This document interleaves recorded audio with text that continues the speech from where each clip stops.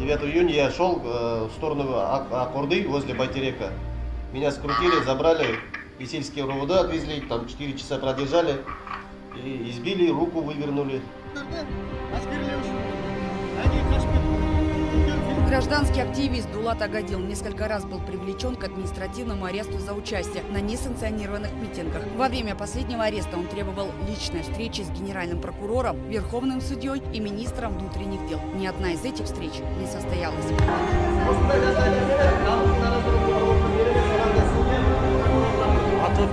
Наглядно это показывает, что у вас МВД все сгнило, прокуратура сгнила все. Видели, да, как они? Дулат аға, қалыңыз қалай? Шүкір Алладан. Шаршаған жоқсыз ба? Шаршаған жоқ. Қалай айтам шаршаған. Баламды мектепке апарып, нан алып келемін, шығып кеттім. Мен шыққан 12 сағат болды, нан алып келдім. Нан алуға шығып соттан бірақ шықтым дейсіз ғой. Соттан бірақ шықтым. Қазақстанның демократиясын керемет Тоқаев, Назарбаевтың жолын жалғастырам деген, жалғастырған. Айнаға дейсіз дейсің ғой. Айтқан сөзінде тұрып келатыр дейсіз ғой. Айтқан сөзінде тұрып келатыр. Жалғастырып. Еркеге кетті. Еркеге кетсін Терешкова. Нанға шығып соттан бірақ шыққаны. Әділетсіз қоғамнан әділдік іздеп жүрген Ағаділ ағам.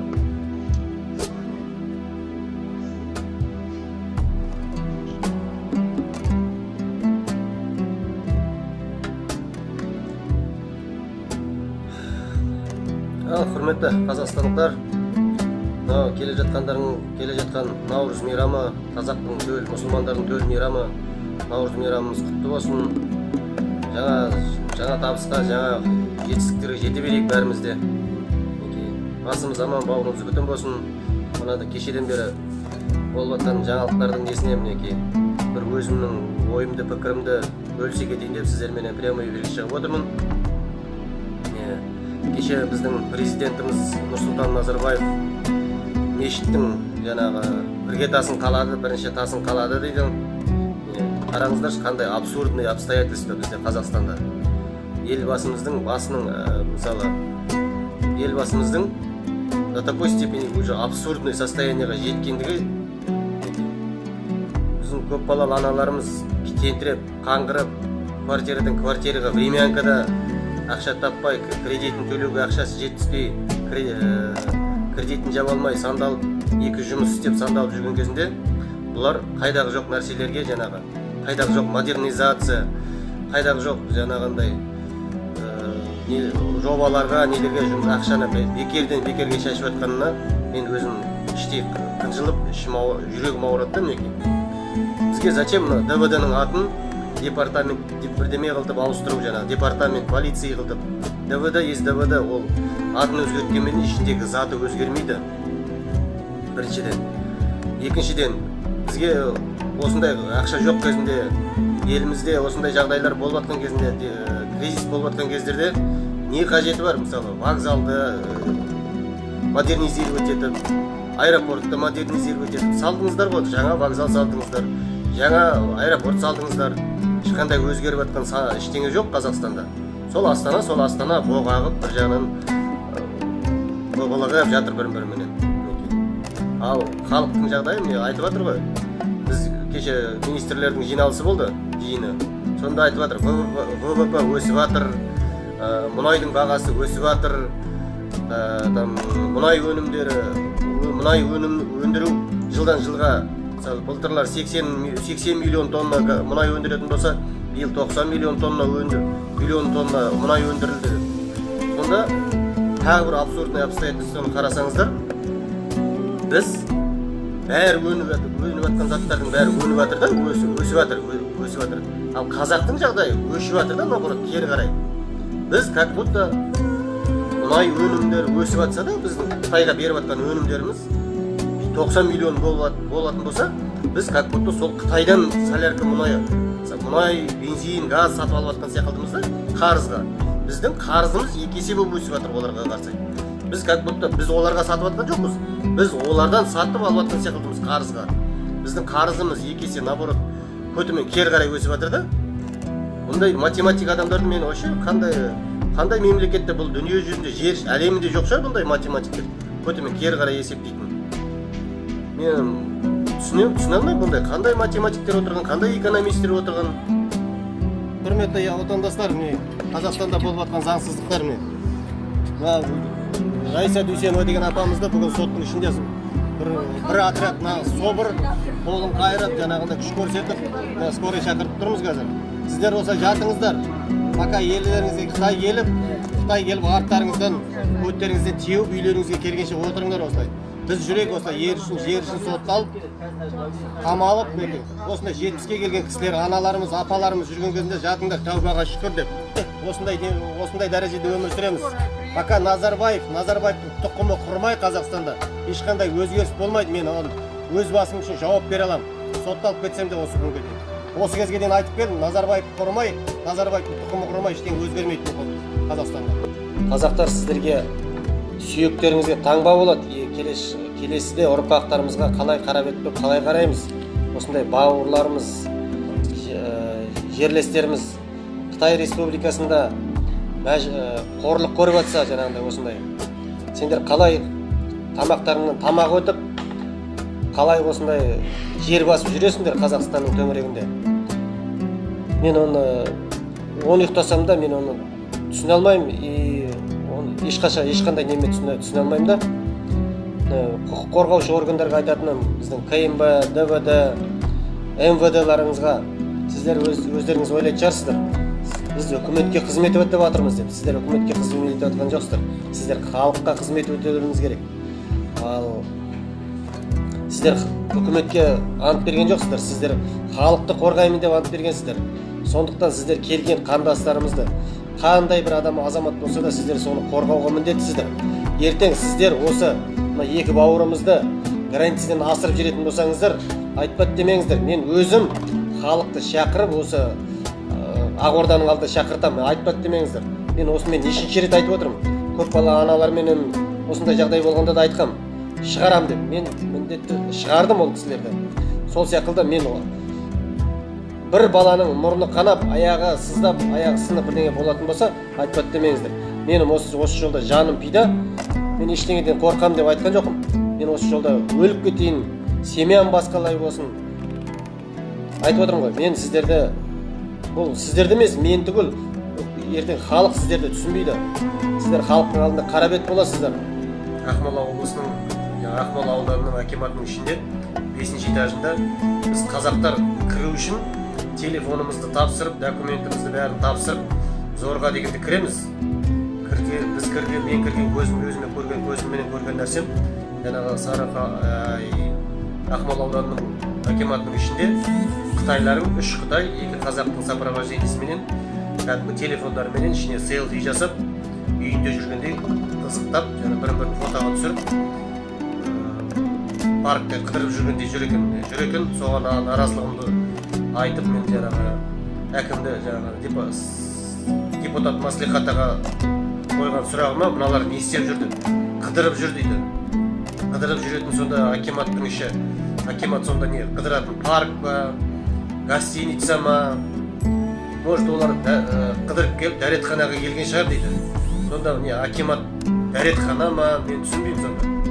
Біздің қарапайым қазақтарымыз, көп балалы аналарымыз өзінің зарын жеткізе алмай, мұңын айта алмай, акиматтың есігінен шлагбаумынан кіре алмай жүргенде, Қытайларың қаптап кәдімгі акиматта емін-еркін ішінде телефонмен кіріп, өздерінің істерін арғай жалғастырып жатыр. Құрметті қазақ елі, мынандай сатқын судьялар Қазақстанды провоцировать етіп отыр, осындай халықтың наразылығына. Аблязов провоцировать етіп отыр жоқ. Мынандай судьялар, мынандай прокурорлар провоцировать етіп отыр халықты. Көрдіңіздер ме? Құрметті халық. Осындай жағдайлармен халықтың наразылығын тудырып отқан мен емес, мынандай судья, мынандай прокурорлар. Отпен мен тағылып отырмасаң. Назарбаев, міне, Тоқаев, сендер тұрған кезінде Қазақстанда ешқашан демократия болмайды. Мынандай әділсіз судьялар тұрған кезінде. Бұнда ешқашан ел дамымаймыз біз алға қарай. Ертең Қытайдың құлдары боласың. Қазақтар. Расстреляйте, давайте, расстреляйте. Ну, басқа не білесіңдер сендер? Не задай, удалите судью, басқа бірдеме. Не позорьтесь, говорю, идите, вот, снимите мантию, идите, работайте, дояркой лучше. Или полы мойте вообще. Какое вы постановление вы решаете? Вам приказали, вы это делаете, больше ничего не делаете. Вы докажите мою виновность сперва. Я вам айтқандай ғалдан ұялсашы құқыға. Масқара ғой, не істеп жатсыз? Сен балаларың, немерелерің осындай. Құлдықта жүреді еркек. Қайға құл болсын сенің қызың, именно сенің қызың. Құл бол, ұлың құл болсын саған.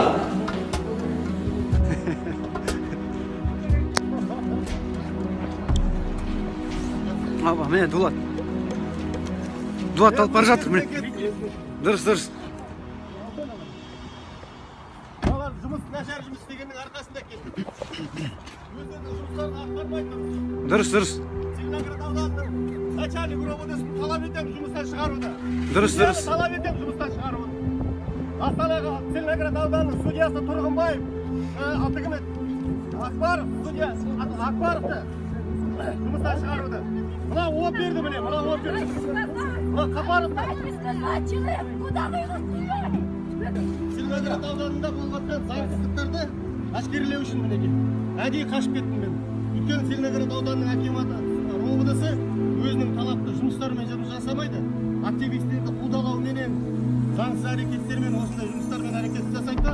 Ал бірақ Целиноград ауданының ИВС-не ақша жоқ, ИВС-қа саморға алуға ақша жоқ, лампочка алуға ақша жоқ, штат ұстауға ақша жоқ. Бірақ жалғыз өзім 50 адамды изоляторда мен жалғыз өзім жатыр. Айтып тастасын, айтып. Какой резон РОВД изолятор ұстауға, бәленбай миллиондап ақша жұмсауға, қаншама штат жұмсауға.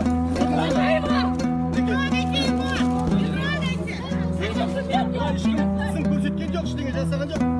Ұйықтап жатқаннан кейін өзім еркіме шығып кеттім. Все, граждане, решите. Все, в законном порядке.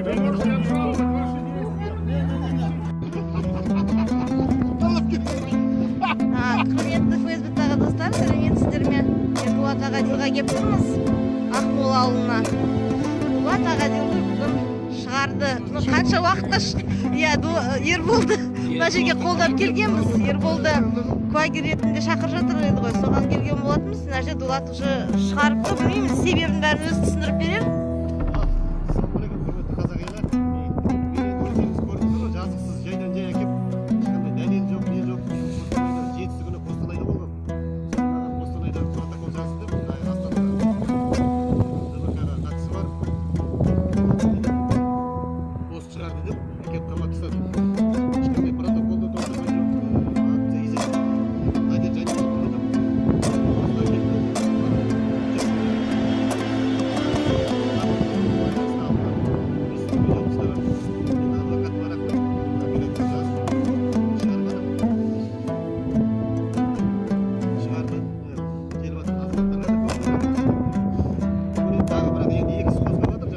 және келген адамдар гражданкамен келген маған бағынуға неге міндетті емеспін деп ойлаймын. Повестка жоқ, поручение жоқ, ештеңе жоқ.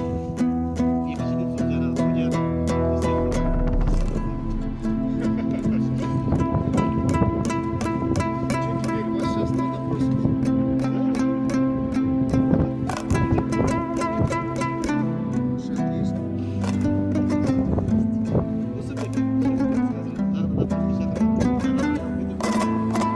ответственный неменен айта аламын да.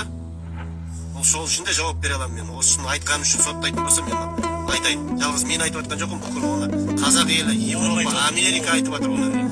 Сондықтан мен ол үшін жауапкершілікке тартатын болсам мен дайынмын. Сотталуға да дайынмын. Бүгінгі сияқты міне көшеден алып кетіп, біреулер ұрып кетіп жатуы да мүмкін. Мен оған бәрін өзім 100% сезініп, біліп шығып жүрген адаммын. Өлтіріп те кетуі мүмкін, ұрып та кетуі мүмкін, пышақтап та кетуі мүмкін. Енді оның бәрін істейтін болса, біздің спецслужбалар ғана істейді, оны басқа көшеде жүрген ешкім жасамайды. Мен өйткені бет алды көшеде жүрмеймін, арақ ішпеймін, темекі шекпеймін, мешітке бармаймын, басқа біреудің алашымен аттаған адам емеспін, ұрлық жасамаймын. Сондықтан ондай әңгімелер болып жататын болса, бәріңізге айтатыным сабырлық сақтап сенбеңіздер. Міне осы жігіттеріне куртканы міне жыртып, үйге есікті қылып кіріп жатыр. Міне мына жігіттер. копать. Все, наручники одевай. Эй, Наручники одевай. мокрым, Наручники одевай.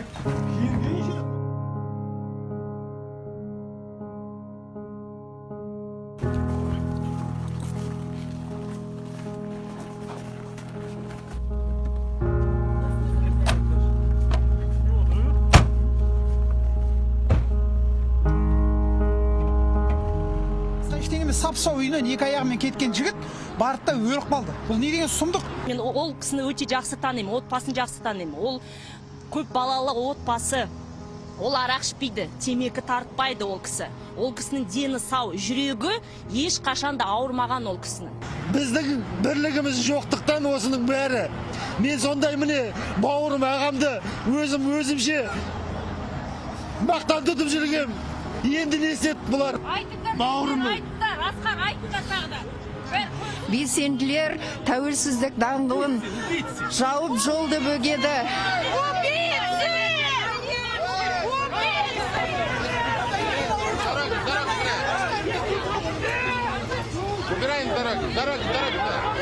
Қалай жұмыс жасаймыз? Тоқтап тұрыңыз. Адам өлді дегенді бармай, оны бармай.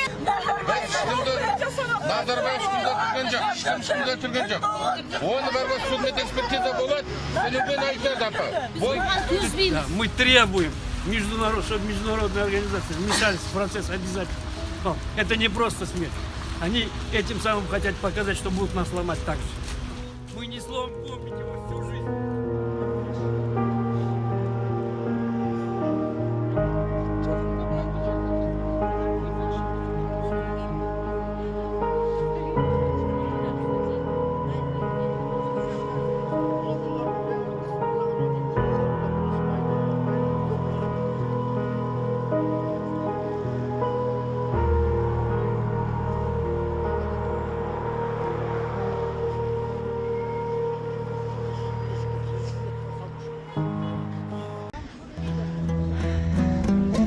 Аз уақыттың ішінде жалпы Қазақстан жұртшылығының сүйікті блогеріне айналған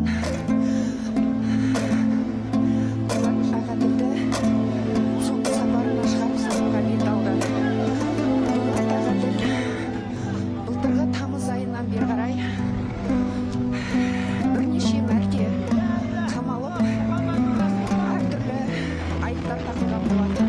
Полицияға барып қамқорлық көрсетті, сотқа көмектемеушілік көрсетті, рұқсат етілмеген шеруге қатысты деген айыптар оған тағылған еді.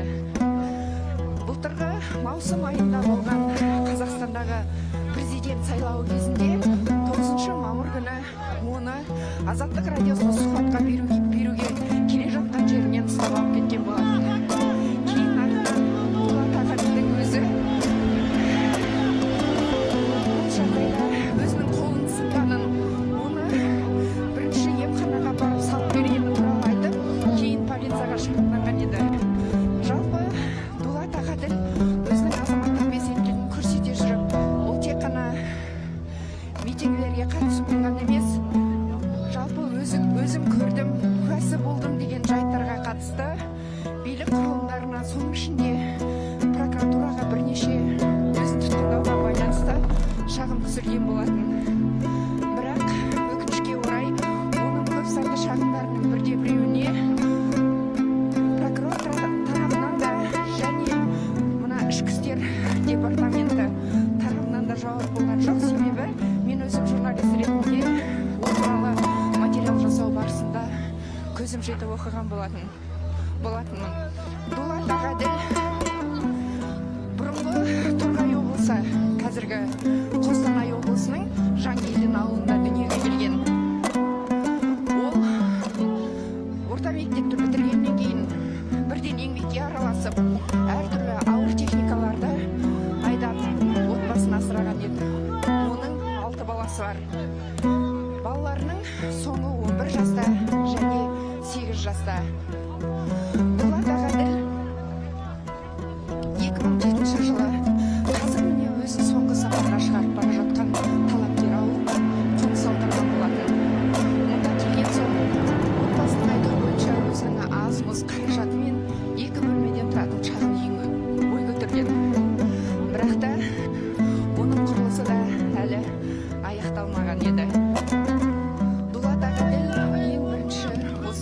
талапкер ауылына келген кезде өзінің айтуы бойынша осы ауылдағы әлеуметтік мәселелерді көтере бастаған. Ауылдағы жолдың жоқтығы, қыс кезінде қардың тасқыны, Басқа да мына режимнің құрбандары барлығы өз орнында тұрады, тарихта да өмірде де. Олардың барлығы да лайықты өзінің орнында ескерткіш болып, әйтпесе кітап болып, елмаса көшенің аты болып, барлығы да орнында келеді. Бірақ соның бәрі тезірек болу үшін біз тезірек мына биліктен құтылуымыз керек.